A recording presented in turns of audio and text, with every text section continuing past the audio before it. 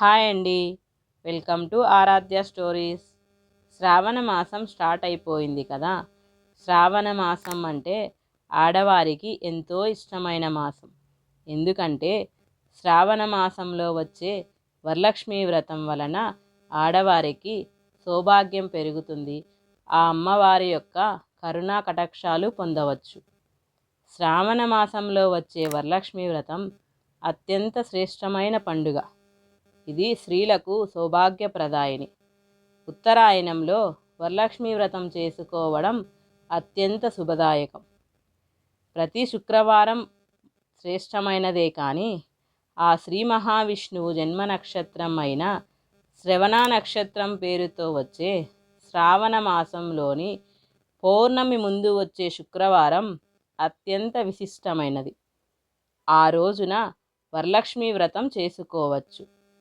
ఆ రోజు కుదరని వారు ఆ మాసంలో ఏ శుక్రవారం నాడైనా వరలక్ష్మీదేవిని పూజించి అమ్మ యొక్క కరుణా కటాక్షాలు పొందవచ్చును. భక్తితోనే వేడుకుంటే మన కోరిన కోరికలు ప్రసాదించే కల్పవల్లి ఆ వరమహాలక్ష్మీదేవి. వర అంటే శ్రేష్టమైన అని అర్థం.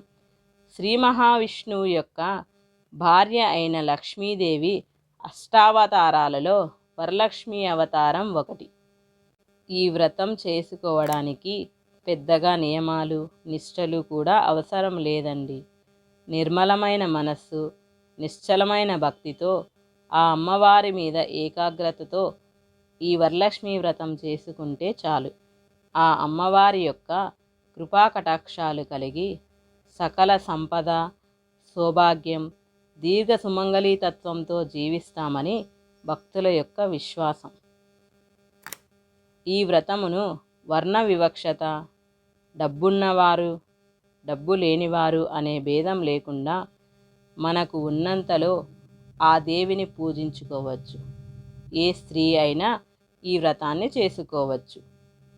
ఈ వ్రతాన్ని శ్రావణ మాసంలో వచ్చే పౌర్ణమి ముందు వచ్చే శుక్రవారం నాడు ఉదయాన్నే వేకువజామునే నిద్రలేచి తలంటు స్నానం చేసి ఉతికిన దుస్తులు ధరించి ఇంటిని శుభ్రం చేసుకొని ఈశాన్యంలో మండపారాధన చేసి అక్కడ ఆ లక్ష్మీదేవి యొక్క పటమును కానీ రూపాన్ని కానీ ఉంచాలి.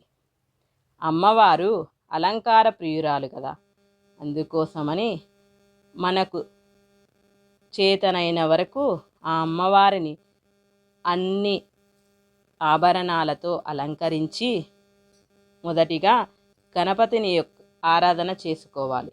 తరువాత ఆర్ఘ్య, పాద్య, ఆచమన, ఆభరణ, వస్త్ర, కుంకుమ, చందన, ధూపాది షోడశోపచారాలతో ఆ వరలక్ష్మీదేవిని పూజించాలి.